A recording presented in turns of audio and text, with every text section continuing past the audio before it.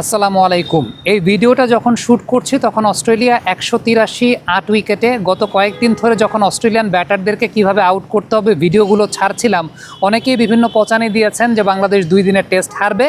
আমরা প্রথম ভিডিওটা করেছিলাম যে ট্রাভিস হেডকে আউট করার কৌশলটা কি।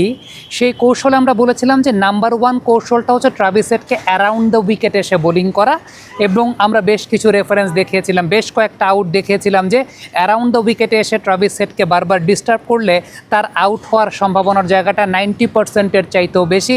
যারা সেই ভিডিওটা সেই সময় দেখেছেন অনেকে অ্যাপ্রিসিয়েট করেছেন, অনেকে আবার বলেছেন যে এগুলো শুধুমাত্রই এক ধরনের কথাবার্তা আর কি, এগুলো প্র্যাকটিক্যালি পসিবল না।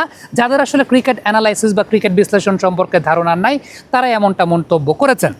আজকে হাসান মাহমুদ ট্রাভিস হেডকে এই ফাঁদেই ফেলেছেন এবং এই ফাঁদেই ট্রাভিস হেডকে আউট করেছেন অ্যারাউন্ড দ্য উইকেট থেকে।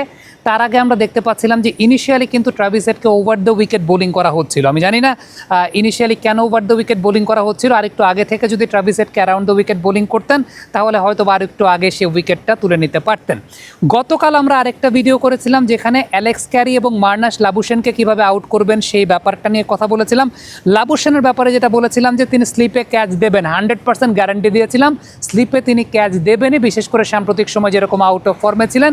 এক্স্যাক্টলি মার্নাস লাবুশেন স্লিপেই ক্যাচটা দিয়েছেন, এবং আমরা কেন আসলে বলেছিলাম যে তিনি স্লিপে ক্যাচ দেবেন, কারণ তার সাম্প্রতিক সময় আউট হওয়ার ধরনগুলোতে তিনি স্লিপেই ক্যাচ দিয়েছেন ওই করিডোরটা মেনটেন করে, এবং সেই ভিডিওগুলো আবারও আপনাদেরকে আমি প্লে করে দেখালাম। এর আগের ভিডিওটাতে আমি আপনাদেরকে প্লে করে দেখিয়েছি এবং সেখানে সেটা নিয়ে আলোচনা করেছি। গতকালকে সেই ভিডিওটা আমাদের অনফিল্ডে গেছে।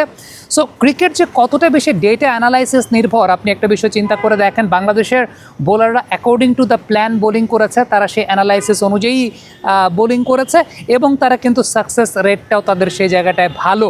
অ্যালেক্স ক্যারিকে নিয়ে আমরা কথা বলেছিলাম দুইটা বিষয়, একটা হচ্ছে লেগ স্লিপ বা ফাইন লেগ একটা ফিল্ডার রেখে তাকে ফ্লিক করানো, এক্ষেত্রে বলেছিলাম। আরেকটা বলেছিলাম যে তাকে ইনকামিং বল ঢোকানো।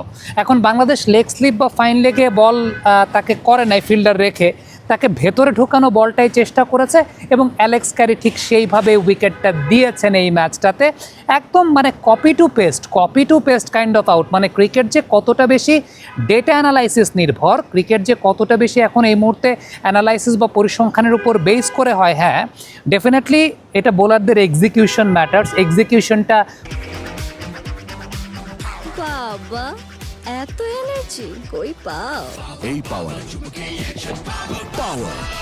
অ্যাকশন করতে হবে, সেটা হচ্ছে গুরুত্বপূর্ণ বিষয়। বাংলাদেশের বোলাররা এক্সিকিউট করতে পেরেছে, এটা তাদের ক্রেডিটের জায়গা এবং তারা সেই ক্রেডিটটা অবশ্যই পাবে। এবং বাংলাদেশের টিম ম্যানেজমেন্টের তালহা জুবাইরের বোলিং প্ল্যানের প্রশংসা অবশ্যই করতে হবে, যে আমরা তো অনফিল্ডে দর্শকদের জন্য এগুলো দেখিয়েছি, বাট বাংলাদেশ টিম যে আলাদা করে এই অ্যানালাইসিস করেছে এবং তালহা জুবাইর এই বোলিং প্ল্যানটা তাদেরকে দিয়েছেন এবং সেই অনুযায়ী তারা বোলিং করেছে, that is the most important thing. এবং এই কথা যতক্ষণে বলছে এখনও 183 8 উইকেটে সম্ভবত টি ব্রেকটা ঠিক এই মুহূর্তে হয়েছে, আমি যতক্ষণ আপনাদের সাথে কথা বলছি। এবং আরও একটা বিষয় আমরা বলেছিলাম, আরও একটা থাম্বনেল দেখে আলাদা করে এটা নিয়ে আরেকটা ভিডিও করব, হাসান ডারউইনে ভালো করবেন, ডারউইনের বাতাস ক্রসউইন্ড, এটা নিয়ে আমরা করেছিলাম, আমরা কথা বলেছিলাম।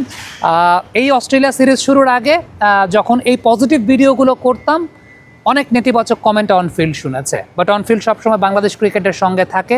অনফিল্ড ডেটা অ্যানালাইসিস তথ্যপাত্য নির্ভর কথা বলে, এবং ডেটা অ্যানালিস্ট হতে গেলে কিংবা অ্যানালাইসিস করতে গেলে আপনার মাঠে ক্রিকেট খেলতে হবে না, আপনার 10,000 রান করতে হবে না, আপনার 5,000 রান করতে হবে না, 500 উইকেট নিতে হবে না।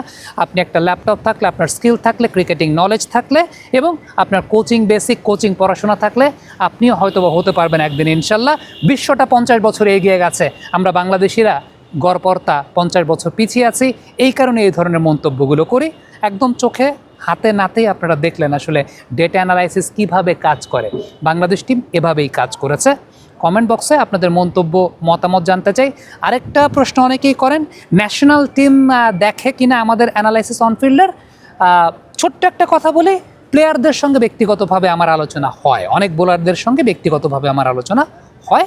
আমরা ক্রিকেট নিয়ে কথা বলি, ক্রিকেট কালচারটা, এই থিওরিটিক্যাল ক্রিকেট কালচারটা বিল্ড আপ হচ্ছে। অনেক প্লেয়াররা এখন এই দিকটায় আগ্রহী হয়েছেন যে অ্যানালিস্টদের সঙ্গে আলাদা করে কথা বলা, অপোনেন্টের দুর্বলতা সম্পর্কে, সেই কথাগুলো প্লেয়ারদের সঙ্গে হয়। এবং এটাকে আমি একটা আমার অ্যাচিভমেন্ট মনে করি যে ন্যাশনাল ক্রিকেটাররা আলোচনা করেন অনেক সময় আমার সঙ্গে বিভিন্ন পরিকল্পনা নিয়ে, ক্রিকেট নিয়ে আমরা কথা বলি রাদার দেন অন্য কিছু নিয়ে, অন্য বাইরের অন্যান্য গিবত কিংবা সমালোচনা নিয়ে আমরা ক্রিকেট নিয়ে কথা বলি, অনেক কথা বলি।